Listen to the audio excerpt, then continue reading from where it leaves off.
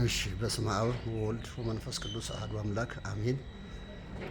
በመጀመሪያ እንደምን አደሩ እያልኩኝ ከዚህ በመቀጠል ይህ ሚዲያ የገርጂ ቅዱስ ጊዮርጊስ እና ቅዱስ ገብርኤል ካቴድራል የስብከተ ወንጌል ሚዲያ ነው።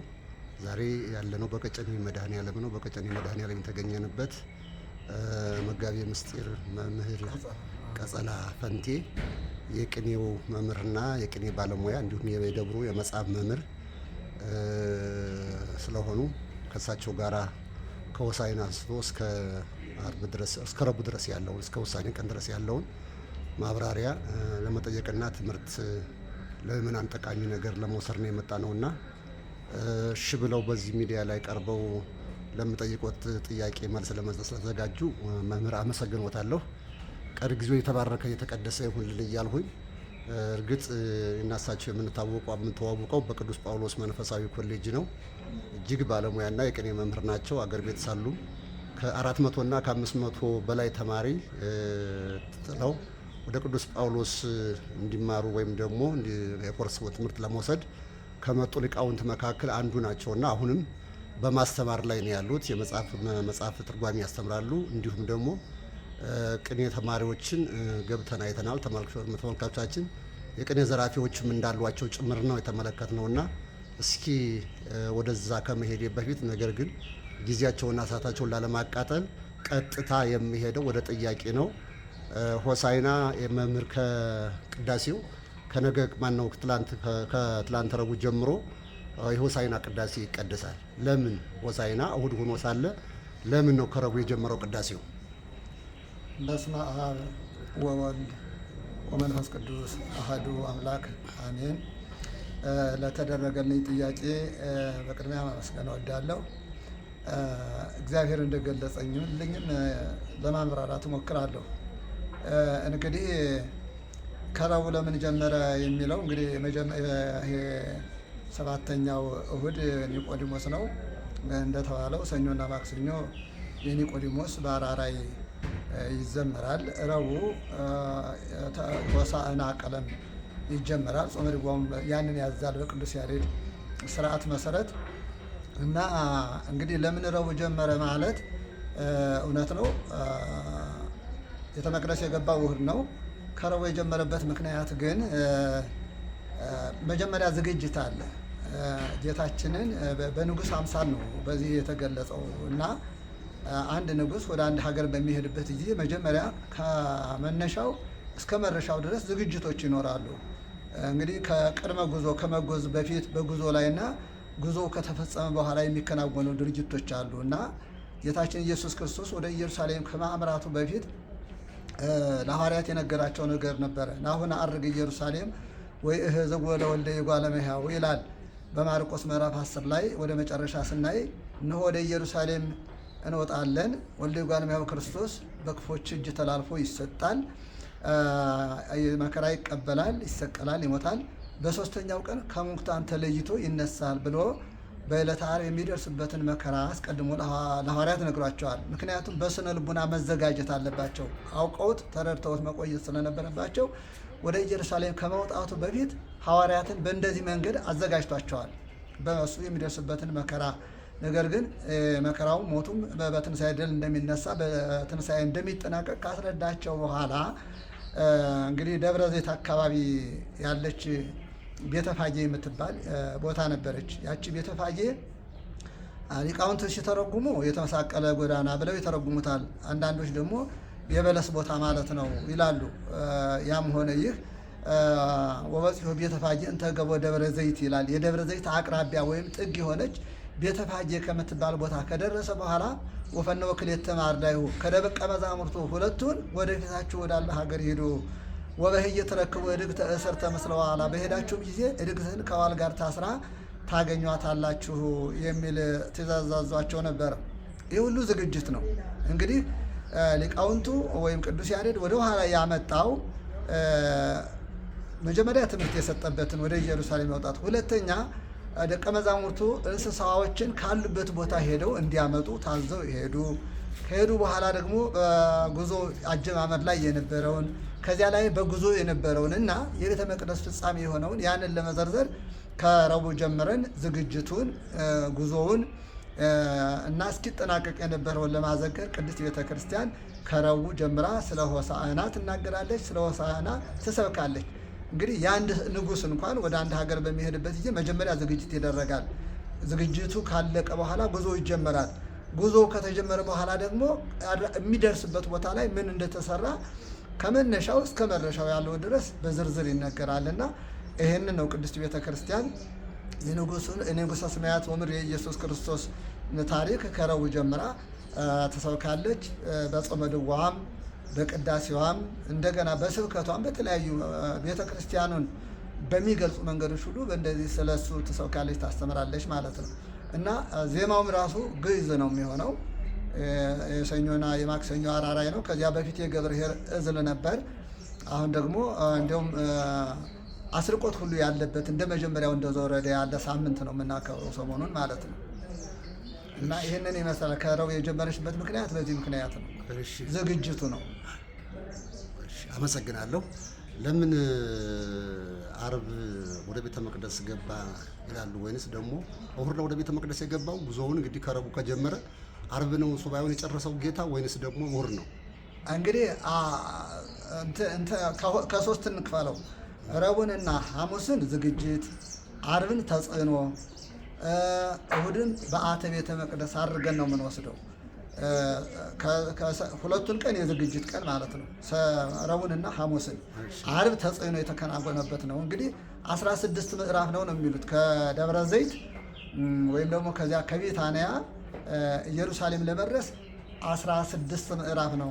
ምናልባት እንደ ኪሎ ሜትር እንደማለት ሊሆን ይችላል እንግዲህ በዛሬው አቆጣጠር እና 14ቱን በእግሩ ነው የሄደ። መጀመሪያ ደቀ መዛሙርቱ ተልከው ከሄዱ በኋላ እናትና ልጁ ታስረው የተገኙ እንስሶች ነበሩ። እነዚያን ይዘው ወደ ጌታችንን ተመልሰዋል።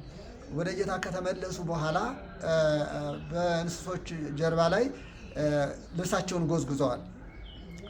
ይህንን በሚያደርጉበት ጊዜ ሕፃናቱ፣ አዛውንቱ፣ ሴቱ፣ ወንዱ በዓለ ፋሲካን ለማክበር ወደ ኢየሩሳሌም ይሄድ የነበረው መጀመሪያም ከገሊላ የተከተለው ኋላም በደብረ ዘይት ዙሪያ ያለው አማኝ ወደ ኢየሩሳሌም የሚሄደው ማህበረሰብ ሁሉ እየተሰበሰበ ሆሳዕና በአርያም ሆሳዕና ለወልደ ዳዊት ቡሩክ ዘይመጽእ በስመ እግዚአብሔር፣ እግዚአብሔር ባወጣለት ስም በስመ እግዚአብሔር መስክሮለት የሚመጣ እሱ የተባረከ ነው እያሉ በፊት የሚሄዱት በኋላ የሚከተሉት በቀኝ ያሉት በግራ ያሉት ያጅቡት ነበር ነው የሚለው።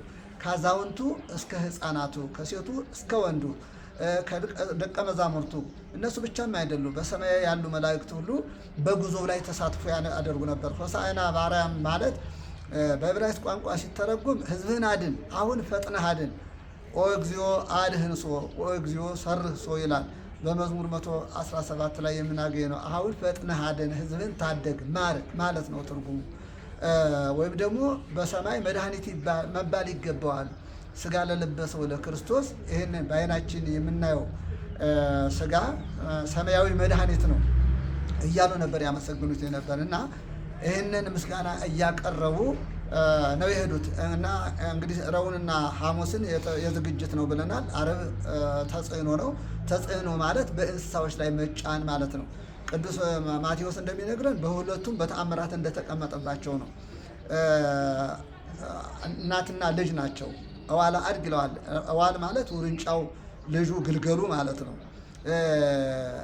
እናቲቱ እድግት ናት። ሁለቱም ምሳሌ አላቸው።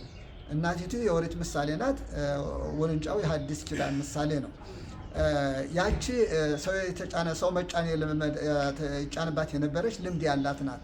ኦሪትም የተለመደች ሕግ ናት። ይሄኛው እንስሳው ግን ገና መጫን ያልለመደ ነበረ። ወንጀልም ገና ያልተለመደች አዲስ ሕግ ናት ብለው ሊቃውንቱ እንትን ብለው ወስደውታል። ወይም ደግሞ ኦሪቱ ሕዝበ እስራኤል ሴቷ አህያ የምትወክለው ሕዝበ እስራኤልን በሕገ እግዚአብሔር የሚመርዱት የነበሩትን ሲሆን ደግሞ እዋሉ ውርንጫው የሚመሰለው ደግሞ አሕዛብ ናቸው። በሐዲስ ኪዳን ተጠምቀው ክርስቲያን የሆኑት መጀመሪያ እግዚአብሔርን የሚያውቁትን ሕዝብ ይወክላል ብለው ሊቃውንቶቹ በዚህ መንገድ ተርጉመውታል። ጌታ ግን በሁለቱም እንስሳት መጫኑ ምንድን ነው? በእንስሳ እንግዲህ አህያ የተናቀች ናት። እንዴት ነው በእነዚህ የተጫነ ሲሉ ትንቢት ነበረ። ጌታችን ኢየሱስ ክርስቶስ አንዱ ከመጣበት ዓላማ ትንቢተ ነቢያትን መፈጸም ነው። በነቢያት አድሮ ያናገረው ጉዳይ መፈጸም አለበት። ያ ካልሆነ ውሸት ይሆናል። እግዚአብሔር ቃሉን ሳይፈጽም አይቀርምና በዘካርያስ ምዕራፍ 9 ቁጥር 9 ላይ ነዋ ንጉሥኪ ይመጽእ እንዘይጽያ እንዲህ በእድግት ወደ በኋላ ጻድቁ የዋህ ጻድቁ የባህርይ አምላኩ የዋሁ ይቅር ባዩ አምላክ በእድግትና በእዋን ላይ ተጭኖ ይመጣል ብሎ ነቢዩ ዘካርያስ በትንቢት ተናግሮ ነበር። አስቀድሞ ንጉሥሽ ይመጣል ብሏት ነበር። እንግዲህ እውነተኛው ንጉሥ ይሄ ነው። ብዙ ነገስታት ነበሩ ከዚያ በፊት እንደነ ዳዊት፣ እንደነ ሰሎሞን፣ እንደነ ሕዝቅያስ፣ እንደነ ኢዮስያስ ያሉ ብዙ ለእስራኤል ታሪክ የሰሩ ታሪክ ያላቸው ነገስታት አሉ።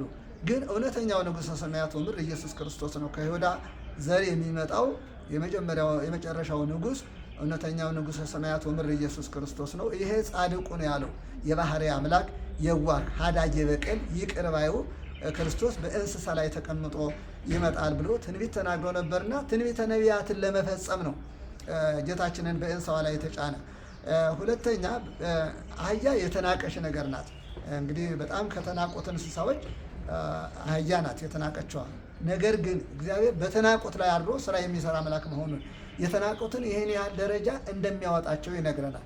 ከትዕቢተኞች ይልቅ ከባለስልጣኖች እግዚአብሔር ንጹሐን ላይ በተናቁ ላይ ዓለም ባገለላቸው ላይ አድሮ ስራ እንደሚሰራ መረጃው ነው ማለት ነው። እና ይሄንን እንግዲህ አድርጎ በእንስሳዎች ላይ ተጭኖ ይሄዳል። ልብስ ጎዘጎዙለት ይላል። ይሄ የአክብሮት ምልክት ነው። የአክብሮት ምልክት ነገስታት እዩ በተሾመ ጊዜ ደቂቀ ነቢያት ይህንን አድርገው ልብስ ጋርደውለት ነበረ፣ ቅጠል ጎዝጉዘውለት ነበረ እና በዚያ ምክንያት ንጉሥ ነህ ሲሉ ልብስ ጋርደውለታል፣ ልብስ ጎዝጉዘውለታል ማለት ነው። ምስጢሩ ግን ምንድን ነው ቢባል ልብስ የሰውነትን ገመና ይሸፍናል፣ አንተም ገመናችንን ትሸፍናለህ ለማለት ነው። ይህንን ልብስ የጎዘጎዙለት ዝንጣፊ፣ ሰሌን ዝንጣፊ፣ የተምር ዝንጣፊ፣ የዘይት ዝንጣፊ ወይም አይጹቀ በቀልት ይላል። ያንን ቅርንጫፉን እየመለመሉ እየቆረጡ እንስሳዋ በምትሄድበት መንገድ ላይ ጎዝጉዘውታል።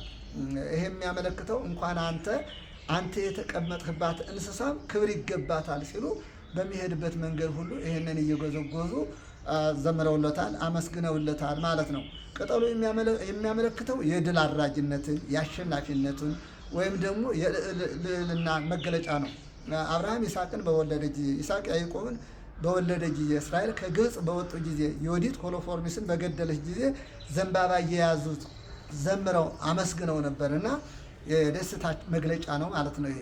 እና አንተም እንደዚያ ክብር ይገባሃል ሲሉ የሰሌን ዝንጣፊ እየዘነጠፉ በመንገድ ላይ እያነጠፉ በእጃቸው እየያዙ ሆሳዕና በአርያም ሆሳዕና ለወልደ ዳዊት እያሉ አመስግነውታል። ክርስቶስ በለበሰው ስጋ ወልደ ዳዊት ይባላል። ከዳዊት ዘር ሰው መሆኑን ስጋ መልበሱን እመቤታችን የአብርሃምና የታላቁ አባት የአብርሃም የታላቁ ንጉሥ የዳዊት ዘር ስለሆነች ወልደ ዳዊት ተብሎ በምድራዊ ልደቱ ኢየሱስ ክርስቶስ ጠርተዋል ማለት ነው። እንግዲህ ይህንን አድርጎ በ14 ምዕራፍ ቅድም እንደተናገርነው 14 ምዕራፍ በእግሩ ሂዶ 3ቱን ምዕራፍ እናቲቱ ከተጫነ በኋላ ቤተ መቅደሱን በእዋሉ 3 ጊዜ ዙሮ በውርንጫው ዙሮ ወደ ቤተ መቅደስ ገብተዋል ማለት ነው። እና እንግዲህ መጀመሪያ ከረቡዕ እስከ ሐሙስ ዝግጅት፣ ከዓርብ እስከ እሁድ ጉዞ፣ እሁድ ቤተ መቅደሱን ገብቶ ቤተ መቅደሱን የቀኘበት በቤተ መቅደስ የሚፈጸመውን ስህተትና ጥፋት ያየበት እንዲሁም በቤተ መቅደስ ያስተማረበት የሰበከበትና ዕውራንን ያበራበት አንካሳንን ያረታበት ለምጻሞችን ያነጻበት ብዙ ስራ የሰራበት ነው።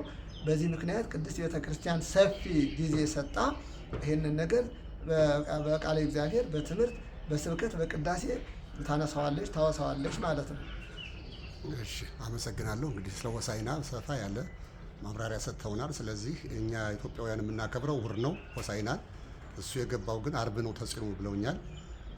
ምእመናንም ይህን ይረዳሉ ብዬ አስባለሁ። እንግዲህ ቤተ መቅደሱን እሑድ ቀን ካጸዳ ሰኞ ዕለት ምንድን ነው የተሰራው? እንግዲህ በሁለት መንገድ ነው የሚተረጉሙት። እሑድ ገብቶ ጊዜው መሽቶ ነበርና ማርቆስ እንደሚጽፍልን የቤተ መቅደስን ጽዳት ሰኞ አድርጎ ይናገረዋል እና ማቴዎስ እሑድ እንደሆነ ነው የሚነግረን። ያም ሆነ ይህ ቤተ መቅደስ ማጽዳት አድርገዋል ይባላል። ቤተ መቅደስ ማጽዳት ማለት በቤተ መቅደሱ ዙሪያ የተለያዩ እንስሳትን ይሸጡ ነበር። በጉን፣ ፍየሉን፣ ርግቡን፣ በሬውን እንዲሁም ወርቁን ለብር ብሩን ለወርቅ የሚሸጡ የሚለውጡ የሸቀጥ ቦታ የገበያ ቦታ አድርገውት ነበር። ቤተ መቅደስ ደግሞ የጸሎት ቦታ የአምልኮት ቦታ ነው። በቤተ መቅደስ የሚከናወነው የእግዚአብሔር ስራ ብቻ ነው። የእግዚአብሔር ስራ ደግሞ አምልኮቱን መፈጸም፣ ጸሎት መጸለይ፣ ትምህርት መስጠት፣ መቀደስ፣ መስዋዕት ማሳረግ ይህን የመሰለ መንፈሳዊ አገልግሎት ይፈጸማል እንጂ ስጋዊ ተግባር አይከናወኑም በቤተ እግዚአብሔር። ቤተ እግዚአብሔር የተሰራው ለዚህ ነው፣ ለመንፈሳዊ አገልግሎት፣ ለሰማያዊ አገልግሎት። ሁላችንንም ስጋዊ አስተሳሰብን ስጋዊ አመለካከትን በቤተ መቅደሱ ተገኝተን ስብሐተ እግዚአብሔር የምናቀርብበት፣ ጸሎት የምንጸልይበት፣ ከእግዚአብሔር ጋር የምንገናኝበት ቦታ ነው። ያን ጊዜ ግን የነበሩት ሰዎች ይህንን አድርገው አልተገኙም። ለመስዋዕቱ የሚቀርቡ እንስሳት ነበሩ ከብዙ አገር የሚመጡ እና ከሩቅ አገር ተጭነው ሲመጡ በመንገድ ርቀት ይከሳሉ። እዚያ ሲደርሱ እንዴት የከሳ ከብት ወይም የከሳ በግ ለመስዋዕት ታቀርባለህ ይሏቸዋል። እኛ የመጣነ ያማረ የሰባ ከብት ነበር ይዘን የመጣነ፣ ግን ከመንገዱ ብዛት የተነሳ ከሳብን ይሏቸዋል። ከእኛ አሉላችሁ ያልከሱ ያማሩ አሉላችሁና በአንድ ሁለት ይቀየራል።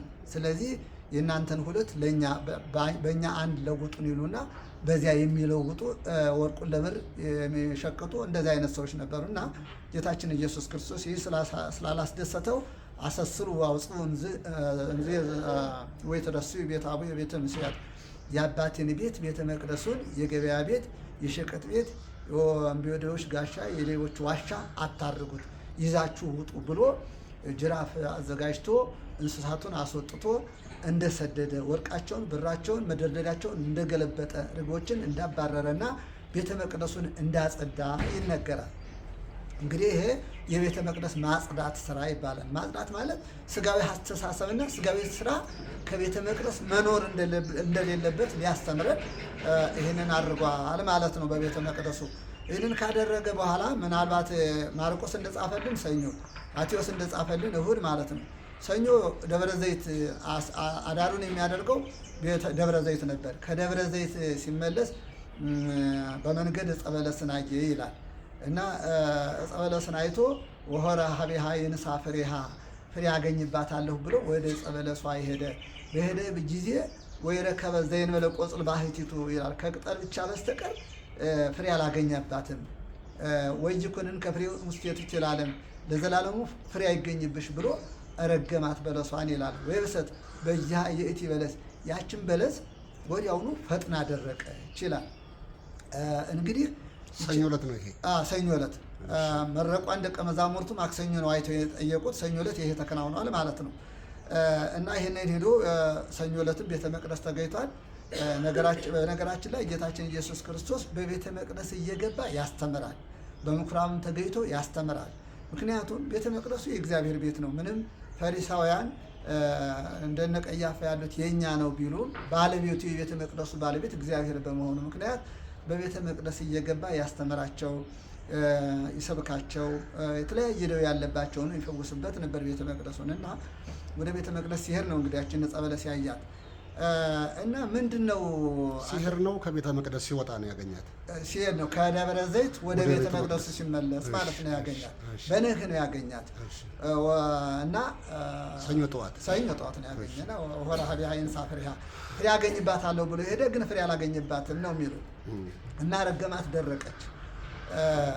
ምንድናት ይቺ በለስ ተብሎ ሲጠየቅ አንደኛ ጊዜው የበለስ ጊዜ አይደለም፣ በለስ የሚያፈራበት ወቅትም አይደለም እና ያለ ጊዜዋ የበቀለች እና መረገሟ ለምንድን ነው ብለው ሊቃውንቱ ይጠይቃሉ። እና እኒችንን በለስ ዮሐንስ አፈወርቅ በተለያየ መንገድ ተርጉሟታል። መጀመሪያ የሰው ልጅ ከዚህ ውድቀት የደረሰ ዕፀ በለስን በልቶ ነው እና ይቺ ዕፀ በለስ ወንጀል የተፈጸመባት የወንጀል ድርጊት የተከናወነባት ናት። በገነት አዳም ዕፀ በለስን በልቶ ነው ትእዛዘ እግዚአብሔርን አፍርሶ ሕገ እግዚአብሔርን ጥሶ ከገነት የተባረረ እና ይቺ በለስ ወንጀል የተሰራባት ስለነበረች ኃጢአት ናት። በአምሳለ በለስ ረገማ ለኃጢአት ነው። በበለሷ አንጻር የተረገመች ኃጢአት ናት። ኃጢአትን ነው የረገማት ነው የሚሉት።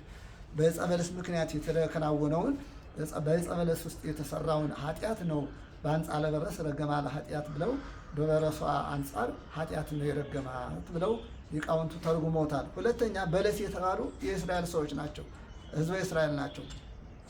እስራኤል ማለት ህዝበ እግዚአብሔር ማለት ነው፣ የእግዚአብሔር ህዝብ ማለት ነው፣ የእግዚአብሔር ማደሪያ የእግዚአብሔር ህዝብ ማለት ነው ስያሜው ሲታይ።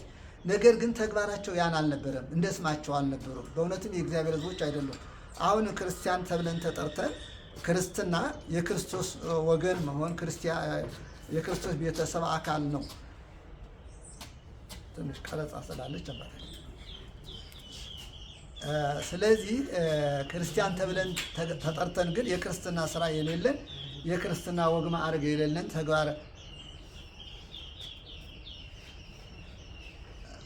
እንደዚያ ሁሉ እስራኤልም ቤተ እስራኤል ተብለው ተጠርተው እንደ ስማቸው ያልሆኑ ተግባራቸው ከስማቸው ጋር ያልሄደ ስለነበረ ጌታ መጀመሪያ የመጣ ወደ እስራኤል ነው። ትምህርቱንም የጀመረ የተወለደን በእስራኤል ምድር ነው። የተወለዱ በእስራኤል ምድር ነው። ማስተማሩንም የጀመረ በእስራኤል ምድር ነው። ነገር ግን ትምህርቱን አልተቀበሉትም። እንግዲህ እስራኤልና የአብርሃም ዘሮች ናቸው፣ ትንቢት የተነገረላቸው ሱባዔ የተቆጠረላቸው ናቸው ብሎ እግዚአብሔር ወደ እስራኤል ሕዝብ ሲመጣ እስራኤል ከመባል በስተቀር እስራኤላዊ ተግባር አልነበራቸውም ማለት ነው። ስለዚህ ነው ወይጅኩን ከፍሬ ውስጤቱ ለዘላለም ፍሬ አይገኝብሽ ማለት ሃይማኖት ይዞ ምግባር ሰርቶ የሚኖር ሰው ከንቻ ይውጣብሽ ማለት ነው። ምክንያቱም መጀመሪያ ነቢያትን ሲገሉ የኖሩ ናቸው። በመጋዝ እየሰነጠቁ በኩላብ እየሰቀሉ ብዙ ነቢያቶችን ገለዋል። ደመ ነቢያት አለባቸው በእነሱ ላይ። አሁን ደግሞ ወደ እግዚአብሔርን ሊገሉ ነው። እነዚህ ደም አፍሳሾች ናቸው። ብዙ ነቢያቶችን ያስተማሯቸውን መምህሮቻቸውን ታምር የሰሩላቸውን ሲያሳድዷቸው፣ ሲገሏቸው፣ ሲያስሯቸው የነበሩ ነበር። አሁን ደግሞ ወደ እግዚአብሔር ኢየሱስ ክርስቶስን ለመግደል እየተዘጋጁ ናቸው እና አንድ መልካም ስራ የላቸውም ማለት ነው ከመጀመሪያም ጀምሮ እና አሁንም ደግሞ ሊሰሩት የማይገባ ሊታሰብ የማይገባ ፈጣሪያቸውን የሚሰቅሉ ስለሆነ እንግዲህ በዚህ ምክንያት እስራኤል የተረገሙ ሆነዋል ማለት ነው እና በበለሱ አንጻር የተረገሙ ቀጥሎ ያለው እስራኤል ናቸው ማለት ነው እና በእንደዚህ ብዙ ትርጉም ይኖረዋል፣ ግን ለጊዜው ይሄ ነው ማለት ነው። እንግዲህ ሄዶ እዛ ደርሷል። ማክሰኞ ደግሞ ጥያቄ ቀርቦለታል። በመባህ ተመኑ ትገብር ዘንተ የአይሁድ ማህበረሰብ ተሰባስበው ይሄንን ገበያ የምትፈታ ከሌዋውያን ካህናት ከምራውያን ነገስታት ወገን ያይደለ ከሌዋውያን ካህናት ወይም ከምራውያን ነገስታት ያይደለ ስልጣን የሌለ ሰው ገበያ የምትፈታ በምን ስልጣን ነው? በምን መብትህ ነው? ማን ነው ይህን የፈቀደልህ? ብለው ተሰባስበው ጠይቀውት ነበር። ግን ማክሰኞ ነው። ይህንን ሲጠይቁት ጌታችንን የመለሰላቸው ትምህርቱ ለዮሐንስ ማይቴ ውእቱ የዮሐንስ ጥምቀቱ ወይም ትምህርቱ ከወዴት ነው ብሎ ነው የጠየቃቸው እና መልስ አጡ ይላል። ከሰማይ ነው ብንለው ለምን አላመናችሁበትም ይለናል። ከምር ነው ብንለው ህዝቡ ዮሐንስን እንደ መምህር ይፈሩታል፣ እንደ ነቢይ ያከብሩታል እና ህዝቡ ይጣሉናል ብለው የዮሐንስ ትምህርት ከወዴት እንደሆነ አልነግርህም አሉት። እንግዲያውስ ይህንም የማደርገው በምን ስልጣን እንደሆነ አልነግራችሁም በሚል እንደመለሰላቸው ይነግራል እና ማክሰኞ የተጠየቀው ገበያውን የፈታበትን ምክንያት ነው እና ለዚያ መልስ የሰጠበት ነው ማለት ነው። ረቡዕ ብዙ ጉዳዮች የተከናወኑበት ነው። አንድ ከስምዖን ዘለምጽ ቤት ገብቶ በተቀምጦ በነበረበት ጊዜ አንዲት ሴት ሽቱ ይዛ የመጣ የቀባችበት ቀን ነውና ያ ሽቱ 300 ወቄት ወርቅ ያወጣ ነበረ። ይሁዳ ይህንን አይቶ ተመልክቶ ለምን ዘመጠነ ዝእፍረት አይጎለስ ዛቲ ብእሲት እሚተ ሰይጠኑ ለብዙ ንዋይ ወይ ሀበጎ ለነዳያን፣ ይህቺ ሴት ይህንን ያህል ሽቱ እንደዚህ ያበላሸች ለምንድን ነው? ተሽጦ ለነዳያን ቢመወጸወት አይሻል ነበር ወይ?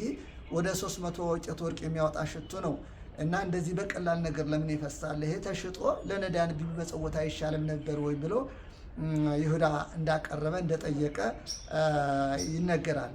ይሁዳ ይህን ያለበት ምክንያት ለምንድን ነው ቢባል እሱ ሙዳየ ምጽዋት ጠባቂ ነበረ እና ከዚያ ከሚጠብቀው ሙዳየ ምጽዋት ከ300 ወቄት 30 ብር ያገኝ ነበር። ስለዚህ ሙዳየ ምጽዋት ነበር የዛ ጊዜ ሙዳየ ምጽዋት ነበር። ወቀንጤራ ዘሙዳየ ምጽዋት ይላል። እንትኖች መባ ይገባል። ይሄ በብሉይ ኪዳንም ነበር። አስራት በኩራት ለቤተ እግዚአብሔር ይሰጣል። ምክንያቱም ቤተ እግዚአብሔር ከገንዘባቸው ከእንስቶች አስተዋጽኦ ከአዝሬታቸው ከአትክልታቸው ሁሉ ይሰጡ ነበር። ከድንብላል ካበሽ ሳይቀር ለቤተ እግዚአብሔር መባ ይሰጥ ነበር። በብሉይ ኪዳንም እንደዚህ ነበረ። አስራት በኩራት ቀዳማያት እንላቸዋለን። አስራት ማለት ከ10 አንድ ማለት ነው። በኩራት ማለት የመጀመሪያ የተገኘው የእንስሳም ዘር የሆነ እሱ ይሰጥ ነበር። ቀዳማያት ማለት ደግሞ መጀመሪያ የደረሰው እህል ለምሳሌ እንደ ስንዴ እንደ ገብስ ያለ ሲደርስ መጀመሪያ የደረሰውን እስራኤል ወስደው ለሊቀ ካህናቱ ነው የሚያስረክቡ። ይህንን ይሰጣሉ። አዲስ ዘመን ያደረስከን፣ አዲስ እህል ያቀመስከን ያንተ ስጦታ ነው ብለው ለእግዚአብሔር ይሰጣሉ። በዚያ ጸሎት ይጸልይላቸዋል፣ ይባረክላቸዋል፣ ቀሪ ገንዘባቸውም ይበረክትላቸዋል ይባላል። ይህንን አስራት በመከፈላቸው ቀዳማያት በማውጣታቸው እንጂ አዲስ ኪዳን ብቻ ይመጣ አይደለም። ይሄ በነገራችን ላይ አስራት በኩራት ቀዳማያት የምንለው በብሉይ ኪዳንም የነበረ ነው። ያቺ መበለት ካላት ጨርሳ ሰጠች ያለ እኮ ከሙዳየ ምጽዋት ውስጥ ታስገባ ነው እና ስለዚህ ይሄ የነበረ ጥንታዊ ነገር ነው እና እንጂ አዲስ ኪዳን አይደለም። እና ይሁዳም ያንን ወያቅብ አስከሬነ ወቀምጠራ ዘሙዳየ ምጽዋት ይላል። የሙዳየ ምጽዋቱ ጠባቂ ነበረ። ከዛ ከ300 ወቄት ወርቅ ምን ይደርሰዋል? 30 ብር ይደርሰዋል። ስለዚህ ለምን ይሄ ነገር ቀረብኝ በሚል ከ110 ያገኝ ነበር። አዎ ከ110 ያገኝ ነበር። ይሄ ነው ያስቆጨውና ጌታውን በ30 ብር ለመሸጥ ያደፋፈረው አንዱ ይሄ ነበረ ማለት ነው። ስለዚህ ነው ለምን ታሰራህ አለ ዛቲ ቢሲት ነው ያለ ጌታ። ሰናየ ገብረት ላይ መልካም ስራ ሰርታልኛለች፣ ይሄን መልካም ስራ ለምን ታዳክሟታለች? ለመጥፎ ነገር እንዳደረገች ትቆጥሩባታላችሁ። እንዲያውም የዚህ ሰው አድራጎት በቅዱስ ወንጌል ተመዝግቦ ዓለም እንዲያውቃት ለዓለም ስራዋ እንዲነገርላት ብሎ እንደውም 4 ወንጌላውያን ሁሉ ስለሷ ጽፈዋል፣ መዝገዋል። ያንን ሸቶ ወስዳ ለጌታው ያደረገችውን ማለት ነው። ንጉሠ ነገሥት ነው ይገባሃል ስትል ነው። እቺ ሴት መጀመሪያ ምን ነበር ህይወቷ? እንግዲህ ብዙ ነው። አሁን እዚህ እንግዲህ አንዲት ኃጢአት እየሰራች የምትኖር ሴት ናት እና መንፈስ ሐሰት፣ መንፈስ ዝሙት፣ መንፈሰ ትዕቢት ይላል። የትዕቢት መንፈስ ነበረባት፣ የዝሙት መንፈስ ነበረባት። የትውዝብት ማለት የመንዝር፣ የጌጥ፣ የትምክህት በቃ ወደ 7 አይነት አጋንንት ያደሩባት ነበረች ነው የሚለው እና በጣም በኃጢአት የረከሰች የቆሸሽ ሰው ነበረች። ነገር ግን አንድ ቀን ነው የሚሉት መስታወት ከፊቷ አድርጋ ስትመለከት ውበቷን አይታ አይ ምን ዋጋ አለው ማማር፣ በምድር ማማር ማጌጥ ምን ዋጋ አለው? መሞት አለ አይደል? መፍረስ መበስበስ አለ አይደል? ማለፍ አለ አይደለ? በገሊላ ታርገለከ ኃጢአትከ ታርገለኪ ኃጢአትኪ የሚል ነቢይ ተነስቷል። ኃጢአት የሚያስተሰርይ ነቢይ ተነስቷል አሉ እና ይህን ሽቶ ሄጄ ሰጥቼ ኃጢአት እንዲሰረይልኝ ብላ በዚያ ምክንያት ያን ሽቶ ገዝታ እንደሄደች ነው የሚነገረው። አንዳንዶች ደግሞ የማርያም የአልዓዛር እህትም ናት ይሏታል። ግን 2 ቀን የተከናወነ ነው። ይሄ አንዲት ሴት ብቻ ያከናወነችው አይደለም። ማርያም ኃጢት የምትባል እሷ ናት። ማርያም ኃጢት የምትባል እሷ ናት። የበላይ ስሞን ዘመድ የነበረች ማርያም ኃጢት የሚሏት ናት እና 2 ቀን አንዱ ቅዳሜ አንዱ ረቡዕ ቀን እንደተከናወነ ነው የሚናገሩት ሊቃውንቱ። ያም ሆነ ይህ እንደዚህ አይነት ክንውን ተፈጽሟል ማለት ነው። ይሁዳ በዚህ ምክንያት ነው እንግዲህ ወደ አይሁድ ሄዶ ገንዘብ እንዲሰጡትና እንዲያስይዛቸው እንትን ያለበት። ሁለተኛ ረቡዕ አንዱ ይሄ ነው ብለናል፣ ሽቱ የተቀባበት ቀን። ሁለተኛ ደግሞ አይሁድ ምክረ ሞቱን የመከሩበት ነው። ጌታን እንውገረው፣ እንስቅለው፣ በምን ሰዓት እንያዘው፣ የት ቦታ እናገኘዋለን፣ በህዝብ መካከል ቢሆን ብጥብጥ ሀውክ ይነሳል፣ ስለዚህ ሰው በሌለበት ቦታ ነው የብቻውን ብናገኘው ነው የሚል እንትን ነበራቸው። ምክንያቱም ብዙ ሰው ይከተለው ስለነበረ ከብዙ ሰው መካከል ቢይዙት ብጥብጥ ይነሳና እርቂት ይሆናል፣ ሰው ይሞታል የሚል ፍራቻ ስለነበራቸው የብቻ ቦታ ፈልገው ለመያዝ ነበር ዝግጅት ያደርጉ ነበር እና ይህን እየመከሩ እየዶለቱ ሳለ ይሁዳ ሄዶ ምን ተትሁኒ እማገበው ለክሙ ባሲዛችሁ ምን ትሰጡኛላችሁ ብሎ ጥያቄ አቀረበላቸው። ምክር የጀመሩት ረቡዕ ነው ወይስ የመከሩ? የለም ሰኞ ነው። ሰኞ መክረው ፈርሶባቸዋል። ረቡዕ ማክሰኞ መክረው ፈርሰውባቸዋል። ረቡዕ ይሁዳ ተጨምሮ ምክሩን አጽንቶላቸዋል እንጂ ሲመክሩ ነው የሰነበቱ። ከእሑድ ማግስት ምክር ነው የጀመሩ። ምክንያቱም ጌታችንን መጀመሪያ ታጅቦ ወደ ቤተ መቅደስ ሲገባ ይደረገው የነበረ አቀባበል ይደረግለት የነበረ ምስጋና አስቆጭቷቸዋል። እንዲያውም በነገራችን ላይ አልፈን የመጣ ነው አንድ ነገር አለ። ምን ይላል? ሕፃናት ሲያመሰግኑ ሰምተው ይትሰምኑ ዘይብሉሉ ሕፃናት፣ እኒህ ሕፃናት የሚሉት ትሰማቸዋለህ? ለምን አትገስጻቸውም? ሆሳዕና በአርያም እያሉ ያመሰግናሉ። ስለዚህ ለተቆጣቸው ገስጻቸው አሉት። ለምን እገስጻቸዋለሁ? ለምን እቆጣቸዋለሁ? እማፈ ደቂቆ ሕፃናት አስተዳልወከ ስብሐተ፣ ከሕፃናት አንደበት ምስጋና አዘጋጀህ ብሎ ዳዊት በመዝሙሩ መዝሙር 8 ላይ የተጻፈውን አላነበባችሁም? እኒህ ሕፃናት እንኳን ማመስገን ቢሳናቸው በቢታንያ ያሉ ድንጋዮች ያመሰግኑኛል ብለዋል። እና የቢታንያ ድንጋዮች ሳይቀር ብድግ እያሉ ካሉበት ሆሳዕና በአርያም እያሉ አመስግነውታል። እና የሐወዞሙ ይላል ደስ አላላቸውም። በጣም ቀንተው ነበረ። ይሄ ነገር ወዴት እየሄደ ነው ብለው በጣም ቀንተው ነበር። እነዚያ ተከብረው ታፍረው የሚኖሩ በማህበረሰቡ ዘንድ ትልቅ የከበሬታ ስምና ወንበር የሚሰጣቸው እነዚህ ካህናቱ፣ ፈሪሳውያኑ፣ የሕግ አዋቂዎች ነን ምሁራኖች ነን የሚሉት ምሁራነ ኦሪቱ ከነሱ በላይ የሆነ መምህር ከነሱ በላይ የሆነ ተአምር ሰሪ ማየት አይፈልጉም። እና ይሄ ቁጭት ፈጥሮባቸው ነበር። እና እየተከታተሉ በቃሉም ለማሳት እንቅፋት ለመፍጠር አደጋ ለማድረስ ከፖለቲካው ጋራም ለማጋጨት ከአማኙም ጋራ ቤተ መቅደስን ላፍርስ ነው ይላል፣ ወሪትን አሳልፋለሁ ይላል። የተለያየ ስም ይሰጡት ነበር። በንግግሩ ለማሳት ሁሉ ይፈትኑት ነበር። በነገራችን ላይ ይሄ ሳምንት ብቻ አይደለም፣ ባለ ዘመኑ ሁሉ ተፈትኗል። ኢየሱስ ክርስቶስ ባለ በሚያስተምረው በሚሰራው ስራ ድውያንን በመፈወሱ ምክንያት ሰንበትን ሻር ተብሎ ይጠየቅ ነበር። በሚሰጠው ትምህርት ይጠየቅ ነበር። እንደውም በዮሐንስ ወንጌል ላይ እንደምናየው ስሰስን አገኘነት ብለው ሴቷን ይዘው መጥተው አንተ ምን ትላለህ ብለው ውሳኔውን ለማየት በውሳኔው ለማሳሳት ሁሉ ብዙ ጊዜ ፈትነውታል። ይሄ እንዲያው እንዳጋጣሚ በሳምንት ውስጥ የተከናወነው የመጨረሻው ሳምንት ስለሆነ ነው እንጂ ሰኞ ተመክሯል፣ ማክሰኞ ተዶልቷል። ሴራ የሚመቱት አድማ የሚመቱት ሴራ የሚጠነስሱት እየተሰባሰቡ ከካህናት ወገን የሆኑት የሕግ አዋቂዎችን ባዮች ወደ 70 አባላት ያሉት ሸንጎ ነበራቸው። በነገራችን ላይ አይሁድ ይህ ሃይማኖቱን ውሳኔ የሚወስን ነው። የቤተ መቅደሱን ስርዓት ሲፈርስ ሕግ ተጣሰ ብለው ሲያስቡ የሚወስኑ ከምኩራብ የሚያባርሩ ከማህበረሰቡ የሚያገሉ ሹማምንቶች ነበሩ። እነዛ ናቸው እየተሰባሰቡ ይመክሩ የነበር እና ስለዚህ እሁድ ረቡዕ ላይ እንዲጸና የሆነው ይሁዳ ተጨምሮ ነው። ያለበትን ቦታ አሳያችኋለሁኝ እና እኔ በጠቁማችሁ ምን ያህል ትሰጡኝ ብለው ቢጠይቃቸው ወተሰነአው ያህበው 30 ብሩረ 30 ብር እንሰጥሃለን አሉት። እንግዲህ ያ ያሰበው የቀረበት ገንዘብ እዚህ ላይ ተከናወነለት ማለት ነው።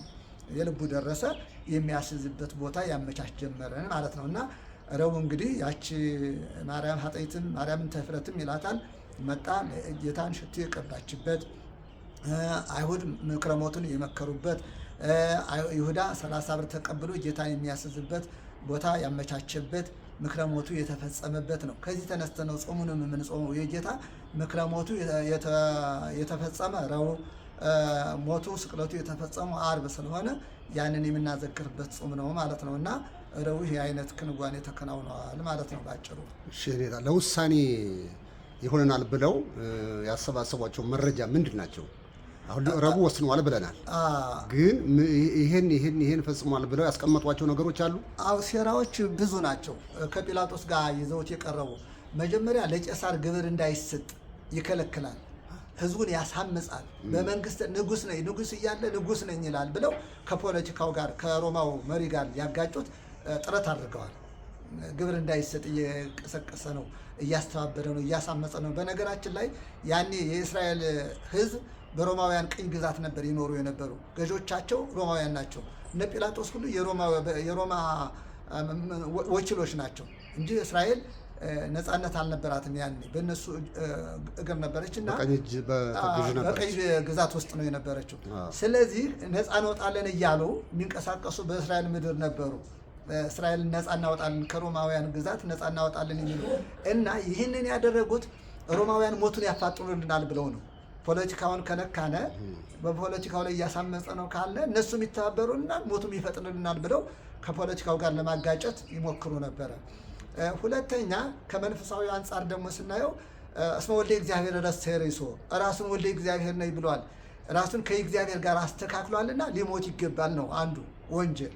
ምክንያቱም ሰው ራሱን ከእግዚአብሔር ጋር ካወዳደረ ካነጻጸረ ይወገር የሚል ስርዓት ነበራቸው። ሁለተኛ የሚል ስርዓት ስለነበራቸው እስመ ወልደ እግዚአብሔር ረሰየ ርእሶ ራሱን እግዚአብሔር ነኝ ብሏልና ንሕነሰ ሕግ ብነ ወበከመ ሕግነ ርቱዕ ይሙት እስመ ወልደ እግዚአብሔር ረሰየ ርእሶ እኛ ሕግ አለን እንደ ሕጋችን ሊሞት ይገባዋል ራሱን ወልደ እግዚአብሔር አድርጓልና ብለው አንዱ የወንጀል እንትኑ ይሄ ነበር፣ እንደ በደለኛ የተቆጠረበት ማለት ነው። ሁለተኛ ሰንበትን ይሽራል ነው። በዕለተ ሰንበት እንደነ መጻጉዕ ያሉትን አልጋችሁን ተሸክማችሁ ሂዱ ስላለ፣ እንደገና በዮሐንስ ወንጌል ምዕራፍ 9 ላይ የምናገኘውን አይነ ስውር ጭቃ ቀብቶ ሄደህ በፈሳሽ ውሃ ታጥበህና ብሎ አይኑን የፈወሰበት ቀን እሁድ ቅዳሜ ስለነበረ ሌሎችም ከዚህ አልፎ ተርፎ ብዙ ነገሮች ደቀ መዛሙርቱ በእርሻ መካከል ሲሄዱ በዕለተ ሰንበት እሸት አሽተው ስለበሉ ሰንበትን ሻሩ ተብሎ ይህ ሁሉ አንዱ ሰዓሬ ሰንበት ነው። አንዱ ሰንበትን ይሽራል። በነገራችን ላይ አይሁድ ሰንበትን ሲያከብሩ ሩቅ መንገድ አይሄዱም፣ ከበድ ያለ ነገርም አይሸከሙም። ወንዶች እንኳን ትጥቅ አይታጠቁም ነው የሚለው። ቤት አይመልሱም፣ ስልስ አይሰልሱም። በጣም ጥንቃቄ የበዛበት አክብሮት ነበር የሚያከብሩ እና አንዳንድ ነገሮች ሲሰሩ ሕግ እንደተጣሰ ነበር የሚቆጥሩት እና ሰንበትን ሽረዋል ነው አንዱ ወንጀሉ የክርስቶስ ማለት ነው። ሶስተኛው ቤተ መቅደስን አፈርሳለሁ ብሏል ነው። ቤተ መቅደስን ማለት እንግዲህ ቤተ መቅደስ አንድ ቀን እዛ ተገኝቶ ምንድን ነው ይሄን የምታደርግ ስላሉት ንስትወ ለዝንቱ ቤተ መቅደስ ወበሰሉስ ዕለት አሐንጾ ይህን ቤተ መቅደስ አፍርሱት በሶስተኛው ቀን እሰራለሁ ብሏቸዋል። እንግዲህ ቤተ መቅደስ ሲል በቁሙ ቤተ መቅደሱን ነው የመሰላቸው እነሱ። እሱ ግን ቤተ መቅደስ ያለው የራሱን አካል ነው። የራሱን አካል እንደዚህ ገበያ ፈታህ ሰንበትን ሻርክ ብላችሁ ትገሉኛላችሁ፣ በሶስተኛው ቀን ከሙታን ተለይቼ እነሳለሁ። ቤተ መቅደስ የተባለው ሰውነቴ እንደፈረሰ እንደበሰበሰ አይቀርም፣ በሶስተኛው ቀን አነሳዋለሁ ብሏቸው ነበር እና በዚህ ምን ብለውታል? በ46 ዓመት ተሐንጸ ዝንቱ ቤተ መቅደስ ወአንተሰ ታነሶ በሰሉስ ዕለት። ይህ ቤተ መቅደስ 46 ዓመት ጨርሷል ሲሰራ ሲገነባ 46 ዓመት የጨረሰ ቤተ መቅደስ ነው። አንተስ ጉደኛ ነህ፣ አፍርሼው በሶስተኛው ቀን እሰራዋለሁ ትላለህ ብለው ይህንን ብለውታል። ወውእቱሰ በእንተ ቤተ ሥጋሁ ይቤሎሙ ይላል የዮሐንስ ወንጌል። እሱ ግን ቤተ መቅደስ ስለተባለ ሰውነቱ ነገራቸው ይላል እና ባጭሩ እኒህን የነበሩ ወንጀሎች የተባሉ። ሌላው አልዓዛርን ከሙታን ስላስነሳው በዚህ ምክንያት ብዙ ተከታይ አፍርቶ ነበረ። የሞተ ሰው ከ4 ቀን በኋላ ሲነሳ ይሄማ እውነቱ ወልደ እግዚአብሔር ነው መሲህ ክርስቶስ ነው በሚል ብዙ አማኞች ይከተሉት ነበር እና በዚህ ተናደዋል። እንዲያው የመጽኡ ሰብአ ሮሜ ወይነስኡ ብሔረነ፣ ትምህርቱን ታምራቱን ሲሹ ሲፈልጉ የሮሜ ሰዎች መጠው ጠቅላላ ሀገራችንን ይወሯታል፣ በምድራችን ላይ መኖር አንችልም እና ይህ ሰው ሌላ ጠላትም እየጋበዘብን ነው፣ አገራችንም ለወረራ እየዳረጋት ነው በሚል በብዙ መንገድ ሴራዎች ተሰርተዋል፣ አድማዎች ተመተዋል እና ለሞቱ ምክንያት የሆኑት እነዚህ ነበሩ ማለት ነው። እሺ፣ አመሰግናለሁ። አንድ ጥያቄ ነው የቀረችኝ። እነዚህን አሁን ያነሷቸውን በእነዚህ ምክንያት ነው ይሄ ሰውዬ መሞት አለበት ብለው ወስነዋል፣ ረቡዕ ዕለት ወስነዋል። ግን በምን አይነት ሞት እንዲሞት ነው የፈለጉት? ታንቆ ወይስ ተሰቅሎ ወይስ ምን ሆኖ እንዲሞት ነው? ሁለተኛው ደግሞ ስቅላት በእነሱ አገር ሕግ ነው ወይንስ በሮማውያን ሕግ ነው? በመሰረቱ ላይ የሞት ውሳኔ የሚወስኑ ሮማውያን ናቸው። ከዛ በምላሽ ያለው ነው እነሱ የሚወስኑት። ከዚያ ምላሽ ከምኩራብ የመለየት ማግለል፣ ሌላ ነገሮችን ይሰራሉ። እንግዲህ ሮማውያን በህዝቡ ዘንድ ተወዳጅነት ለማግኘት እምነታችሁን አነካም፣ በእምነታችሁ ዙሪያ መወሰን ትችላላችሁ የሚል እንትን ፈቅደውላቸው ነበር፣ የተወሰነ ነፃነት ማለት ነው። ነገር ግን የሞት ውሳኔ የሚወሰኑት ሮማውያኖች ናቸው። ለዚህ ነው ወደ ጲላጦስ ይዘውት የሄዱ። መወሰን ቢችሉ ጲላጦስ ዘንድ መውሰድ አይችሉም ነበር። በድንጋይ ወግረው እንደ ስርዓታቸው። በነገራችን ላይ የአይሁድ ስርዓት በድንጋይ መውገር ነው። በድንጋይ ወግረው ነው የሚገሉ። ሮማውያን በስቅላት ነው የሚገሉ። ሌሎች ደግሞ ፋርሶች ደግሞ ወደ አንዳንዶቹ በእሳት ጉድጓድ ይጥላሉ፣ አንዳንዶች ደግሞ ለለማዳ አንበሳ ይሰጣሉ። አንበሳ እንደዛ ያደርጋሉ። እና ስቅላት የሮማውያን ነው፣ ውግረት የአይሁድ ነው። ቢችሉ መውገር ነበረባቸው። ነገር ግን ይህንን ማድረግ አይፈቀድላቸውም። ስለዚህ ይህንን ወደ ጲላጦስ መውሰድ ስለነበረባቸው ወደ ጲላጦስ የወሰዱት ሮማዊው ጲላጦስ እንዲወስንና ሞቱ እንዲወሰን ነው። እና እንዲያውም ስቀለው ነው ያሉ፣ ውገረው አላሉትም። ወደ ጲላጦስ ወደ እነሱ ይዞት በሚወጣ ጊዜ ምን ተግበሮ ለንጉሥክሙ፣ ንጉሳችሁ ክርስቶስን ምን ላድርገው? አልቦ ዘረከብኩ ጌጋዬ ላዕሌሁ፣ በእሱ ላይ ያገኘሁበት ዕዳ በደል እንኳን ለሞት የሚያበቃ ለግርፋት የሚያበቃ ዕዳ በደልም የለ። እናንተ የከሰሳችሁበትም በቂ ምስክር የለውም። በነገራችን ላይ ምስክር ይጠራሉ ወይ ሀበረ ቃሉም ይላል፣ ቃላቸው አይተባበርም ነበር። አንዱ ሌላውን ይላል፣ ሌላው አንዱን ይላል። ተመሳሳይ ቃል እንኳን አይሰጡም ነበር ይላል። እና በዚህ ምክንያት ምስክር ስላጣ ጲላጦስ ሊያድነው የፈለገበት ምክንያት ለዚያ ነው። እና እነሱ በተሰቅሎም እንደ ሮማውያን ስርዓት እንዲሞት ነው እንትን ያሉት። ጌታን ተሰቅሎ ሊሞት ነው የመጣ እንጂ በድንጋይ ተወግሮ ሊሞት አይደለም። አመጣጡም እንደዛ አይደለም እና ወከመ ሙሴ ሰቀሎ ለአርዌ ብርት በገዳም ከማሁ ሀለው ለወልደ እጓለ እመሕያው ይሰቀል ይላል። በዮሐንስ ወንጌል ምዕራፍ 3 ላይ ሙሴ አርዌ ብርቱን በምድረ በዳ እንደሰቀለው ወልደ እጓለ እመሕያው ክርስቶስም ተሰቅሎ ይሞት ዘንድ አለው ነው እንጂ በጉረት አይልም።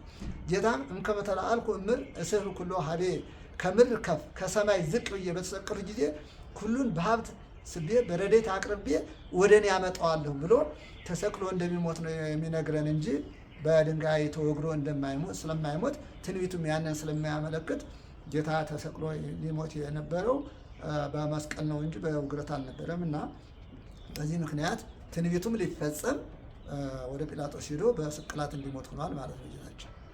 እሺ ሕማማት ማለት ምን ማለት ነው? ሕማማት ማለት መከራ ማለት ነው። መከራ በስጋ የሚደርስ መከራ፣ በአእምሯችን ውስጥ የሚደርስብን ሁሉ ችግር፣ ፍርሃት፣ ጭንቀት ራሱ ሕማም ነው። ሕማም ማለት የአካል ሊሆን ይችላል ወይም የአእምሮ ሊሆን ይችላል ወይም የስነ ልቡና ሊሆን ይችላል እና ሰው በስነ ልቡናውም ሊታመም ይችላል። ጭንቀት፣ ፍርሃት፣ ስጋት ካለበት እሱ ራሱ ሕማም ነው እና ጌታችን ኢየሱስ ክርስቶስ የደረሰበት መከራ፣ ምክሩ፣ ሴራ ጥንሰሳው፣ ዝግጅቱ ይደረግበት የነበረ ዝግጅት በእያንዳንዷ እርምጃ ዝግጅት ይደረግበት ነበር እና ከንግግር ጀምሮ የደረሰበት መከራ ማለት ነው። ፈተናው ያሾፉበት ነበር፣ ምራቃቸውን ይተፉበት ነበር፣ በጥፊ ይመቱት ነበር፣ የሾህ አክሊል በራሱ ላይ ደፍተውበታል፣ ዘንግ አስይዘውታል። ንጉሥ ነህ እና ዘንግ ልትይዝ ይገባሃል፣ ዋስተብረኩ ቅድሜሁ ይላል። ፊቱ ላይ ይሰግዱ ነበረ። ንጉሥ ነህ፣ ልንሰግድልህ፣ ልንበረከክልህ ይገባል እያሉ ከስሩ እየወደቁ ያሾፉበት ነበር፣ ምራቃቸውን ይተፉበት፣ መላልሰው በጥፊ ይመቱት ነበር እና ሕማም ማለት ይህንን የምናዘክርበት ይህንን የምናስታውስበት ነገረ መስቀሉን እያዘከርነ ለእኛ የተከፈለ ዋጋ መሆኑን እያሰብነ እኛም ቢያንስ በስግደት በጾም በጸሎት ሰውነታችንን የምንቀጣበት ሳምንት ነው እና ሕማማተ መስቀል የመስቀሉ መከራ የመስቀሉ ላይ የደረሰው በጌታችን ላይ የደረሰው ግፍ በደል የምናስታውስበት ማለት ነው። እሺ እግዚአብሔር ይስጥልኝ፣ አመሰግናለሁ። ቀረ የሚሉት ነገር ካለ? እንግዲህ ያው ቀረ የምለው ነገር ባይኖርም እኛ ታሪክ አንባቢዎች ብቻ እንዳንሆን ነው። የተጻፈ ነገር ማንበብ በቂ አይደለም። የመጽሐፍ ቅዱስ ቃል ሕይወት ነው፣ መኖር ነው የሚገባል። እንግዲህ ጌታችንን ለእኛ ጻድቅ ኃይል ጻድቅ ክብር ኃይል ክቡር መለኮት ለእኛ ይህን ያህል ዋጋ ከከፈለ እንዲህ ከምራቅ ከተተፋበት ከተዛተበት በየአንዳንዱ እንቅስቃሴ ፈተና ከደረሰበት ለእኛ ብሎ ይህንን ሁሉ ዋጋ ከከፈለ እኛ ደግሞ እንደው ለእግዚአብሔር ለሰው ምን ከፍለናል፣ ምን አድርገናል ብለን ስናስብ ራሳችንን የምናይበትና የምንገመግምበት ከእውነትም ሕማማቱም ሆነ ጾሙ ራሳችንን የምናይበት መስታወት ነው። መስታወት ሰው መስታወት ላይ ፊት ለፊት የሚቆመው አዲስ መልክ ሊፈጥር አይደለም፣ ከፊቱ ላይ ያለውን ነውር ሊያስወግድ ነው።